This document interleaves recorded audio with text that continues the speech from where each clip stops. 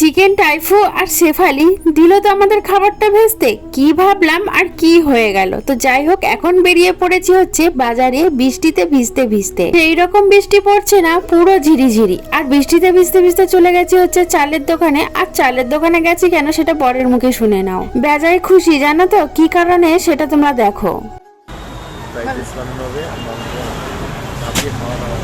এখন চলে এসেছি হচ্ছে মাছ মাংসের দোকানে। এখানে মাংস নেওয়া হচ্ছে। আমি এখানে মাছ কাটিংটাই দেখাচ্ছি, মাংস কাটিংটা দেখাচ্ছি না। আর ওইদিকে তো মনে বেজায় খুশি নিয়ে বলেই দিল ফ্রাইড রাইস আর চিকেন কষা হবে। আর বাড়িতে এসে দেখছি চিকেন টাইফু আর নিয়ে এসে হচ্ছে শেফালি। এখানে তো সবাই মিলে খাচ্ছি। না না, আমরা খাচ্ছি না, ওই একাই খাচ্ছে। আমাদেরটা এখনো পরিবেশন করা হয়নি, আমাদেরটাও দেবে। কি ভেস্তে দিল চলো তোমাদেরকে বলি। এমন খাওয়া খেয়েছি যে আমাদের সবার পেট ভরে গেছে। তাই জন্য রাত্রেবেলা ফ্রাইড রাইস আর চিকেন কষা বাদ হয়ে গেল। তাই বললাম খাবার ভেস্তে দিল।